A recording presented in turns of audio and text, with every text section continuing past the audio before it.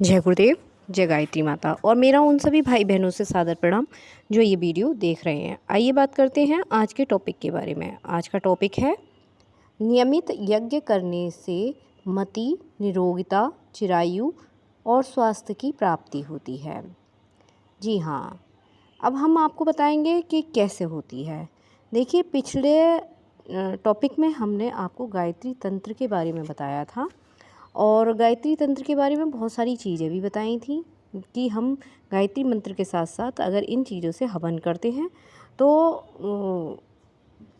इस चीज़ की प्राप्ति होती है।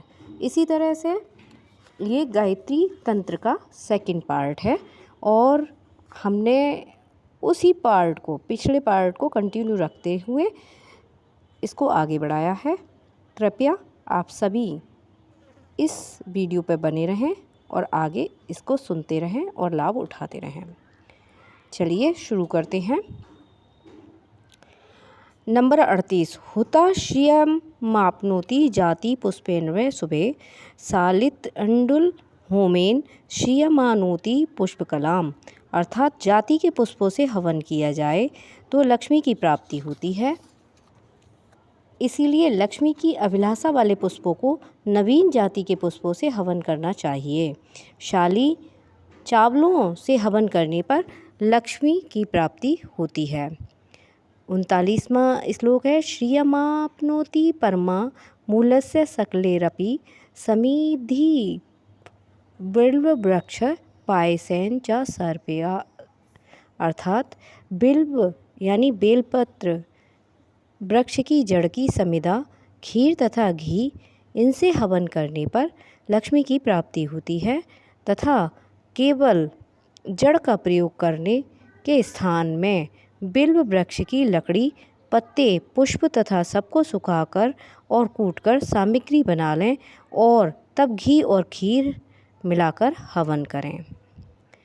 अगला 40वां श्लोक है सतसतम सप्ताहम हृताश्यमाप्नुता लाजेस्तु मधुरोपे ते होमे कन्याम वाप्नुत।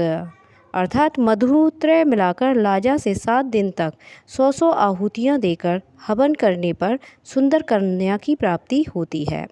नंबर 41। अननेन विधिना कन्या वर्माप्नोति वांछितम हुत्वा रक्तोप्ले हेम सप्ताह प्राप्तुर्न खलु। अर्थात इस विधि से होम करने पर कन्या अति सुंदर और अभीष्ट वर प्राप्त करती है। 7 दिन पर्यंत लाल कमल के फूलों से हवन करने पर सुवर्ण की प्राप्ति होती है। नंबर 42 है सूर्यबिंबे जलम हुत्वा जलस्थ हेम नाप्नत्या अन्यम होतान्वंदनम व्रीहीन विहिपित भरते। अर्थात सूर्य के मंडल में जल छोड़ने से जल में स्थित सुवर्ण की प्राप्ति होती है। अन्न का होम करने पर अन्न की प्राप्ति होती है। 43वां है करीस चूर्ण वर्णस्य से हुता पशुवानोक्ता प्रियंगो पाश्चाज भवेद्यो मादिष्टम संतति। अर्थात बछड़े के गोबर के होम करने से पशुओं की प्राप्ति होती है। काकुनी की खीर व घृत के होम करने से अभीष्ट प्रजा की प्राप्ति होती है। नंबर 44 निवेद भास्करायन्न पायसा होम पूर्वकम भोजएत द्रुत स्नाम पुत्र रत्न मवानुत। अर्थात सूर्य को होम पूर्वक पायस अन्न अर्पण करके ऋतु स्नान की हुई स्त्री को भोजन कराने से पुत्र की प्राप्ति होती है। अगला 45वां श्लोक है सा प्रहोभिराद्र विहुर्वता आयुष्मानुपात समिद्युभे क्षीर वृक्षस्य हुता युष्मानाप्ता। अर्थात पलाश की समिधा से होम करने पर आयु की वृद्धि होती है। क्षीर वृक्षों की समिधा से हवन किया जाए तो भी आयु वृद्धि होती है। 46वां श्लोक है सप्रहोभिराद्रिभि युक्तारिमुद्धृते विहीणाम च सत हुत्वा हेम चायुर्वाप्नोता। अर्थात पलाश समिधा के होम करने से तथा यवों के होम करने से मधुत्र से और ब्रिभियों से 100 आहुतियाँ देने से सुवर्ण और वायु की प्राप्ति होती है। नंबर 47वां है सुवर्ण कमला हुत्वा सतमायुर्पनात् दूर्वाभि पयसा वापी मधुना सर्परासी वा। और 48वां श्लोक है सतसमता सप्ताहम मृत्युम व्यापहोपति समी समिधि वीरनेन पैसा व चा सर्पेसा। अर्थात सुवर्ण कमल के होम से पुरुष सतजीवी होता है। दूर्वा दुग्ध मधु और घी से 100 आहुति देने पर अकाल मृत्यु का भय नहीं रहता। समी यानी छोकर की समिधाओं से दूध से तथा घी से हवन करने पर भी अपमृत्यु होने का डर नहीं रहता। 39वां श्लोक है सतसतम च सप्ताहम मृत्युम व्यापहोपति न्याग्रोध समिधो हुत्वा पायसा होमयतेत। अर्थात बट वृक्ष की समिधा से 100 बार आहुति देने से भी अल्प मृत्यु का भय नहीं रहता। नंबर 50 सतसतम च सप्ताहम मृत्यु व्यापहोति क्षीराहारो जपेन तो सत्वादाहरणे जी भवेत। अर्थात केवल एक सप्ताह तक दुग्धाहार करके 100 आहुतियाँ दी जाएं तो मनुष्य मृत्युजित हो जाए। 51वां श्लोक है अन्नशन्वागत्यो जपत्वा तिरात्र मुच्यते यमात् निमज्याप्सु जपेतम सदो मृत्युर्विमुच्यते। अर्थात 3 रात्रि बिना खाए हुए रहकर मंत्र जप करने पर मृत्यु के भय से भी मुक्त हो जाता है। जल में निमग्न होकर गायत्री जप करने से तक्षण की मृत्यु से विमुक्त हो जाती है। अगला है 52वां श्लोक जपेत बिल्वम समाश्रितम मासम राज्यम वापुनोत बिल्वम हुतानुयाद द्रव्यम समूलम फल पल्लवम। अर्थात 1 मास तक बिल वृक्ष के नीचे आसन लगाकर जप करने से राज्य की प्राप्ति होती है। बिल वृक्ष की जड़ फल फूल और पत्तों से एक साथ हवन करने पर भी राज्य मिलता है। 53वां श्लोक है हुत्वा पदशतम मासम राज्यमाप्ने कंटकम युगाम ग्रामपूर्ति हुत्वा सालिम सतिम। अर्थात 1 मास पर्यंत यदि कमल से हवन किया जाए तो राज्य की प्राप्ति होती है। साली से युक्त युवांग से यानी हलुआ से हवन किया जाए तो ग्राम की प्राप्ति होती है। अस्वस्थ समिधा होतो युद्धो जमापनात् आर्क से समिधो होता सर्वस्त्र विजयी भवेत। अर्थात पीपल की समिधाओं से हवन करने पर युद्ध में विजय प्राप्त होती है। आग की समिधाओं से हवन करने पर सर्वत्र ही विजय प्राप्त होती है। संयुक्ति पयसा पत्रे पुष्पे वार्त च पायसेन सतम हुत्वा सप्ताह वृष्टि मापनात्। अर्थात बैत वृक्ष के फूलों से अथवा पत्र मिला कर खीर से हवन करने पर वृष्टि होती है। 56वां श्लोक है नाविदग्ने जले जप्त्वा सप्ताह वृष्टि नापनोत जले भस्म सतम हुत्वा महावृष्टिम निवारयेत। अर्थात नाभि पर्यंत जल में खड़े होकर 1 सप्ताह तक गायत्री जपने से वृष्टि होती है और जल में 100 बार हवन करने से अतिवृष्टि का निवारण होता है। नंबर 57वां है पलासे समतनोति समेधि ब्रह्मवर्चसम पलास कुसुमे हरतात समसृष्टि मापुनात्। पलास की समिधाओं से हवन करने पर ब्रह्म तेज की अभिवृद्धि होती है और पलास के कुसुमों से हवन करने पर अपने सभी इष्टों की उपलब्धि होती है। नंबर 58 पयो हुत्वा नु मेधा जाम्याम बुद्धिम वामनात् पीत्वाभिमंत्रम सुरस्यम ब्रह्म मेधामनात्। अर्थात दूध का हवन करने से तथा घृत की आहुतियाँ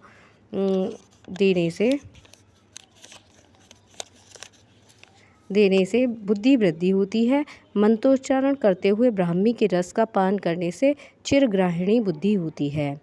अगला है पुष्प होमे भवेद्वा सन्तुभिर्द्वस्ति पटम लवणम मधुनाम युक्तम हुतेस्ते वशमानयते। पुष्प का होम करने पर वस्त्र और डोंडा के होम से भी उसी प्रकार का वस्त्र मिलता है। नमक मिले हुए शहद से होम करने पर इष्ट बस में हो जाता है। अगला है 60वां श्लोक नए दिष्टं वशं हुत्वा लक्ष्मी पुष्पे मर्दुलते नित्यमज्जलितां भिषसंचनं जले स्थितम। अर्थात लक्ष्मी पुष्पों से मिले हुए शहद का हवन करने पर इष्ट वश में होता है। जल में स्थित होकर अंजलि द्वारा अपना अभिषेक करने, अंजलि में जल लेकर अपने ऊपर छिड़कने से भी उपयुक्त उद्देश्य की पूर्ति होती है। 61वां श्लोक है, मतिमारोग्य मायुष्य नित्यम स्वास्थ्य मापनात् कुर्याद्यु योगमुदम से सोएम पुष्टिम वापुनाथ। अर्थात नियमित हवन करने से मति, निरोगिता, चिरायु और स्वास्थ्य की प्राप्ति होती है। यदि ब्राह्मण किसी अन्य पुरुष के लिए करे तो भी वह पुष्टि को प्राप्त होता है। 62वां श्लोक है, सुचारु विधिना मासम सहस्त्रम प्रयतम जपेत आयुष्काम शुचोदेशे प्राप्नुदायायुक्तम। अर्थात उचित रीति से प्रतिदिन एक सहस्त्र जप 1 मास तक करने से आयु की वृद्धि होती है, बल बढ़ता है तथा ये दीर्घायु और बल उत्तम देश में प्राप्त होता है। 63वां श्लोक है, आयुरारोग्य कामस्तु जपेत मादस्या द्विजा भवेदाश्वमारोग्यम श्रियम मास्त्रयम जपेत। आयु और आरोग्य के अभिलाषा युक्त द्विज को 2 मास तक इसका जप करना चाहिए। 2 मास तक जप करने पर आयु और आरोग्य दोनों ही उपलब्ध होते हैं और लक्ष्मी की कामना करने के लिए 3 मास तक जप करना चाहिए। अगला 64वां श्लोक है, आयु श्री पुत्रम दाराध्य चतुर्भि सुयसो जपात पुत्र दारारुयोग्य श्रियम विद्याना पंचवी। अर्थात 4 मास तक जप करने से दीर्घायु, श्री, लक्ष्मी, स्त्री और यश की प्राप्ति होती है। पुत्र, कलत्र, आयु और आरोग्य, लक्ष्मी तथा विद्या की प्राप्ति हेतु 5 मास तक जप करना चाहिए। 65वां श्लोक है, एवमेवोक्त कामार्थ जपेन मासे सुनिश्चिते एक पादो जपे दुर्वाहु स्थिताम श्रेयाश्रम। इस प्रकार उपयुक्त वस्तुओं की प्राप्ति के लिए निर्दिष्ट मासों तक जप करना आवश्यक है। एक पैर पर बिना किसी का आश्रय लिए खड़े रहकर तथा ऊपर 2 भुजाएं लंबी कर जप करना चाहिए। नंबर 67वां श्लोक है, मासम सतत्रयम विप्रम सर्वान् कामनाप्रोत एवं सतोत्रम जपता सहस्त्रत सर्वमानुआत। अर्थात इस प्रकार 1 मास तक 300 मंत्र प्रतिदिन जप करने पर सब कार्यों की सिद्धि होती है। इसी प्रकार 1100 नित्य जप करने से सर्व कार्य संपन्न हो जाते हैं। 67वां श्लोक है, रुद्ध्वा प्राणपानम च जपेन मासम सतत्रयम् यदीक्षत बनावोति सर्व स्वाभीष्ट मापनुआत। अर्थात प्राण अपान वायु को रोककर 1 मास तक प्रतिदिन 300 मत करने पर इच्छित वस्तु की प्राप्ति होती है। एक पादो जपेत दूर्वा बाहु रुद्ध निलंबशी मासम सतमानोति यदीक्षति कौशिका। आकाश की ओर भुजा उठाए और एक पैर के ऊपर खड़ा होकर सांस को यथाशक्ति अवरोध कर 1 मास तक 100 मंत्र प्रतिदिन जपने से अभीष्ट वस्तुओं की प्राप्ति होती है, ऐसा कौशिक का मंत्र है। अगला है, एवं सत्रयम जपत्वा सहस्त्रम सर्वमाप्नोत निम्मजायसु जपेन मासा सत्यष्ट नाथ। अर्थात जल के भीतर डुबकी लगाकर 1 मास तक 300 मंत्र की प्रतिदिन जप करने से सभी इष्ट वस्तुओं की प्राप्ति होती है। अगला 70वां है, एवं सतपत्रम जपत्वा सहस्त्रम वे सर्वमाप्नोत एक पादो जपेत बाहु रुद्रो निराशया। इसी प्रकार 1300 मंत्र प्रतिदिन जपने से सभी वस्तुओं की प्राप्ति होती है। जप के समय एक पैर पर खड़े होकर आकाश की ओर वायु लंबी किए और बिना किसी का आश्रय लिए खड़ा होना चाहिए। 71वां श्लोक है, नक्तम हविष्याना वत्सारशितामेतात गीरमोघा भवेद्यम जपत्वा समर्थ सदम। इसी प्रकार एक पैर पर खड़ा होकर रात्रि में हविष्याम खाकर 1 सप्ताह तक जप करने से मनुष्य ऋषि हो जाता है। इसी प्रकार 2 वर्ष तक जप करने से वाणी अमोघ होती है।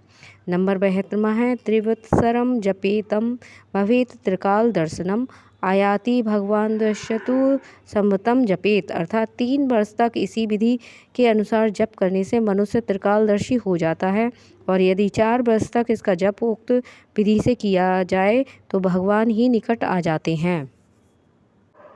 अगला है 73वां श्लोक। पंच विवर्वत्सरे रेव मणि मादि युतो भवेत एवं षड वस्त्रम जपता काम रूप त्वमाप्नोत, अर्थात 5 वर्ष पर्यंत जप करते रहने से अणिमा आदि अष्ट सिद्धियों की प्राप्ति होती है, और 6 वर्ष तक एक पाद पर स्थित होकर ऊर्ध्व बाहु किए जप करने से इच्छा रूप, जैसा बेस बनाने की इच्छा होवे वैसा ही रूप धारण कर लेना हो जाता है। नंबर 74वां है। सप्तर्भि वत्सरे मातुनात् मनुत्व सिद्धि निर्भवी दुद्रमत 10 विवर्त, अर्थात 7 वर्ष तक जाप करने से अमरता प्राप्त होती है, अर्थात देव योनि मिल जाती है। 9 वर्ष पर्यंत जप करने से मनु की पदवी और 10 वर्ष में इंद्रासन भी मिल जाता है। 75वां श्लोक है। एकादश भी राप्नोति प्रजापत्यम तु वत्सरे ब्रह्मा तत्व प्राप्नो देवा जपता द्वासन वसरान, अर्थात ऐसे एक आसन के सहारे 11 वर्ष तक जप किया जाए तो मनुष्य प्रजापति के भाव को प्राप्त कर लेता है, और 12 वर्ष पश्चात तो ब्रह्मपद को ही प्राप्त कर लेता है। 76वां श्लोक है। एतनेव जिता लोक स्तापसा नारदाभि शाकमन्य परे मूलम फलमन्य पयोरपे, इसी तप से नारद जी आदि ऋषियों ने संपूर्ण लोकों को जीत लिया था, जिसमें कुछ शाकाहारी थे, दूसरे कंद भोजी, कुछ फल खाने वाले और कुछ दूध पर निर्भर रहते थे। 77वां श्लोक है। घृत मन्ये परे सोमम परे चरुव्रता ऋषया भैक्ष्यंसन्ति कोचिद भैक्षासिनी हनि, कुछ घृतहारी, दूसरे सोमपान करने वाले और कुछ ऐसे थे जो भिक्षान पर ही निर्वाह करते थे। 78वां श्लोक है। हविष्यम परे अशन्नता कुर्वन्ते परम तपः अथ शुद्धये रहस्यानाम त्रिसहस्त्रम जपेत द्विजा, कुछ लोग हविष्य खाते हुए महान तप करते थे। द्विज को पापों के निवारणार्थ 3 सहस्त्र जप करना चाहिए। श्लोक है। मासम शुद्धो भवेत द्वार सुवर्ण द्विजोतम जपेन मासम त्रिसहस्त्रम सुरापा शुद्धि मापनुआत, अर्थात यदि किसी द्विज के द्वारा सुवर्ण चुरा लिया गया हो तो इस पाप से मुक्त होने के लिए 1 मास पर्यंत जप करना चाहिए। जिस द्विज ने मदिरापान कर लिया हो उसे पूरे मास 1 मास पर्यंत 3000 मंत्र प्रतिदिन जप करना चाहिए। मासम जपेत त्रिसहस्त्रम शुचि स्यात् गुरुत्वल्पगम त्रिसहस्त्रम जपेन मासम कुटी कृत्वा बनेवसम, ब्रह्महत्यो भवात् पापान् मुक्ति कौशिक भवातिम 12 निमज्जासु सहस्त्रम प्रजत जपेत, गुरु सैयागामी को शुद्ध होने के लिए 1 मास तक 3000 मंत्र का जप प्रतिदिन करना चाहिए। जंगल में कुटी बनाकर रहने और 3 सहस्त्र प्रतिदिन जप करने से ब्रह्म हत्या करने वाला हत्या रूपी महान पातक से विमुक्त हो जाता है, ऐसा विश्वामित्र ने कहा है। 12 दिन तक जल में डुबकी लगाकर सहस्त्र गायत्री का जप करें। 82 श्लोक है। मुक्ता स्युर्व्युहाच महापातिकोन द्विजा त्रिसहस्त्रम जपेन मासम प्राणानाम्य भागता, अर्थात उपयुक्त जप को शुद्ध होकर प्राणायाम करके 3000 मंत्र 1 मास तक जपने से महान पातक से भी छूट जाता है। 83वां श्लोक है। महापातक युक्तो अपि मुच्यते महते भयात् प्राणायाम सहस्रणेन ब्रह्म हत्यापि शुध्यति, महापातकी ही क्यों ना हो वह महान भय से मुक्त हो जाता है। 1 सहस्त्र प्राणायाम करने से ब्रह्मघाती भी विशुद्ध हो जाता है। 74वां श्लोक है। सट कृत्वा हस्यध्वर प्राणपानो समाहिता प्राणायामो भवेदेश सर्वपाप प्राणसन, अर्थात 6 बार प्राणापान को ऊपर करके जो प्राणायाम किया जाता है वह सब पापों का विनाश करता है। 85वां श्लोक है। सहस्त्र संभ्यन मासा क्षितिप सुचिता मियात द्वादसाहम त्रिसहस्त्रम जपेति गोवधे द्विजम। राजा 1 मास तक जपता हुआ पवित्रता को प्राप्त होता है और गो हत्या हो जाने पर 12 दिन तक 3000 जप प्रतिदिन करें। 86 श्लोक है। अगम्याग्नि स्थिते हनेन भक्षणे 10 सहस्त्रम्यभस्ता गायत्री शोधेत द्विजम। अगम्य स्थान में गमन करना, चोरी मारना, अभक्ष वस्तु का भक्षण कर लेना, इन दोनों को मिटाने के निमित्त 10,000 गायत्री का जप करना चाहिए। इससे द्विज की शुद्धि हो जाती है। प्राणमशतं कृत्वा मुच्यते सर्वक्लेशवाता सर्वेषां मे पापानां संकरे सति शुद्धये। संपूर्ण पापों को एक साथ ही दूषित होने पर अथवा जब किसी पुरुष के एक साथ ही अनेक पाप में दोषयुक्त बना दिया जाए तो उसे 100 प्राणायाम कर इन पापों से मुक्त होना चाहिए। सहस्त्रमस्येनां नित्यं जापि बने वसम उपवास समो जापस्त्रे त्वजित्रम। वन में बसकर 1000 जप करते हुए 1 मास तक ठहरे, इससे सभी कलवश दूर हो जाते हैं। 3000 जप करने से 1 उपवास के समान पुण्य मिलता है। अगला है, कृपया वीडियो पर बने रहें और इसको सुनते रहें। इससे आप ये समझ सकते हैं कि आपकी जो परेशानी है उसी के अनुसार उसी तरह से यज्ञ करें, गायत्री यज्ञ करें, आपको निश्चित लाभ होगा। चतुर्विंशति सहस्त्र संहिता कृष्ण संहिता चतुर्षष्टम सहस्त्राणि चंद्राण समानितु। 24 सहस्त्र जप करने से 1 कक्ष के समान और 64,000 का फल 1 चंद्रायण व्रत के समान होता है। 90 श्लोक है। सत्कृतोभ्य सन्निम्य प्राणाम्य सन्निधो तद्वित्य चामोप्ति सर्वपापक्षयम परम। प्रातः और सायं दोनों संध्याओं में 100 बार जपने से सभी पाप छूट जाते हैं। निमज्जाप्सु जपे नित्यम सत्कृतस्त्रजम ध्यायेद देवी सूर्यरूपा सर्वपापे प्रमुच्यते। जल में निमग्न होकर 1 शत गायत्री नित्य जप करने से सब पापों से मुक्त होते हैं। जप करते समय सूर्य रूपी गायत्री का ध्यान करना चाहिए। इति में सम्यक गाथा ख्याता शांति शुद्धि आदि कल्पना रहस्यातिरहस्याच गोपिना यास्तवा सदा। हे नारद जी, यह हमने आपसे शांति शुद्धि आदि कल्पना रहस्य कहा है। यह रहस्य का भी रहस्य है। यह आपको सदैव गुप्त रखने योग्य है। 93वां श्लोक है। इति समक्ष पता प्रोक्तम सदाचारस्य संग्रह विधिनाचरणाद माया दुर्गा प्रसीदते। यह सदाचार का संग्रह हमने आपको संक्षेप में सुनाया है। इसका विधिपूर्वक आचरण करने से माया दुर्गा प्रसन्न होती है। अगला 94वां श्लोक है। नैमित्तिकं चा नित्यं चा काम्या कर्म यथाविधि आचरेन्नुजं सोऽहं मुक्ति भुक्ति फलाप्ति भाका। नित्य नैमित्तिकम जो यथाविधि करता है वह पुरुष भक्ति और मुक्ति दोनों का अधिकारी होता है। 95वां श्लोक है। आचरम प्रथमो धर्मो धर्मस्य प्रभुरीश्वरी इत्युक्तम सर्वशास्त्रेषु सदाचार फलम महता। आचार को प्रथम धर्म कहा है तथा धर्म की स्वामिनी देवी को कहा है। यही संपूर्ण शास्त्रों में बतलाया गया है कि सदाचार के समान कोई भी वस्तु महान फलदायिनी नहीं है। 96वां श्लोक है। आचार वासंदा पूता सदैवाचारवान सुखी आचारवान सदा धन्यम सत्यम सत्यम च नारदा। सदाचारी पुरुष सदा पवित्र और सदा सुखी होता है। हे नारद, इसमें असत्य नहीं कि सदाचार युक्त पुरुष धन्य होता है। 97वां श्लोक है। देवी प्रसाद जनक प्रसाद विवधानम श्रावयेत शृणुयामर्त्यो महासंपत्ति सौख्य भाका। अर्थात जो देवी के प्रसाद जनक सदाचार विधि को सुनता और सुनाता है वह सब प्रकार से धनी और सुख का भागी होता है।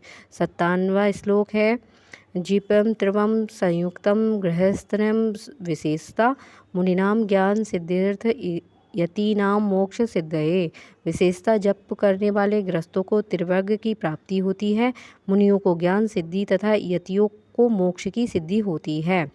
99वां श्लोक है तिराष्ट्रो पोषिता समज्ञगतम हुत्वा सहस्त्र लावनापोति हुत्वाग्नो खीर्दह्यनम।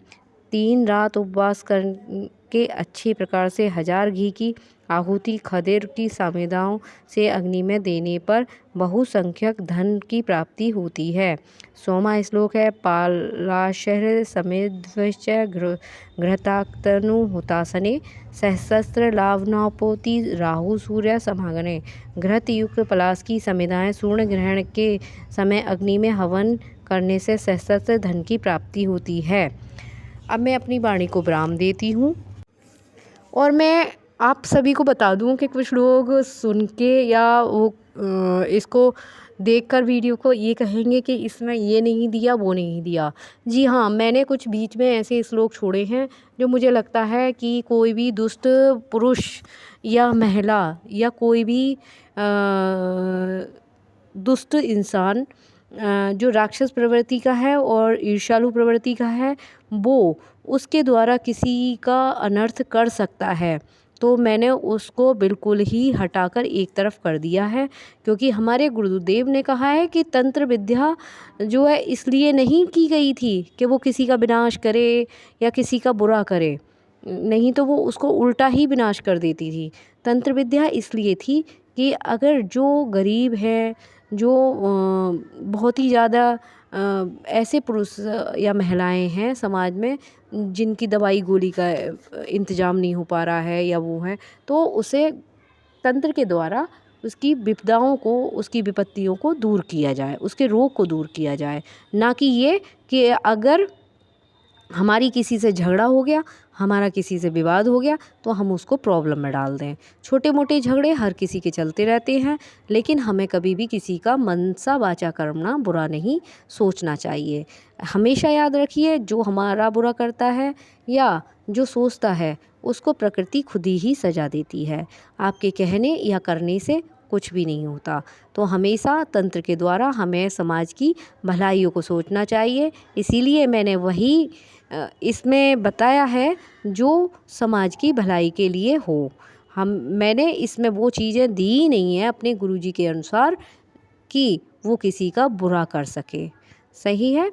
तो आप लोग इस चीज़ को कहकर वीडियो को बुरा या गलत ना बताएं। हमने समाज के कल्याण के लिए ये वीडियो बनाई है और मैंने छोड़ दिया उसके लिए मैं क्षमा चाहूँगी। अगर मेरे कोई भी इस वीडियो को वो कर रहा हो कि हाँ भाई इसमें ये चीज़ नहीं दी गई है, और आप लोगों से विनती है कृपया इस वीडियो को ज़्यादा से ज़्यादा शेयर करें जिससे ये दूसरों तक पहुँचे और उसे अगर किसी तरह की परेशानी है तो उसी तरह से गायत्री यज्ञ करके अपनी परेशानी को ख़त्म कर सके और दूसरों को भी बता सके कि इस तरह से आपकी ये परेशानी ख़त्म हो जाएगी। और ज़्यादा से ज़्यादा आप इस वीडियो को लाइक करें, कमेंट करें, आप लोग हमें सहयोग करें और इस चैनल को सब्सक्राइब कर ज़्यादा से ज़्यादा इसका प्रचार करें। जय गुरुदेव, जय गायत्री माता, धन्यवाद।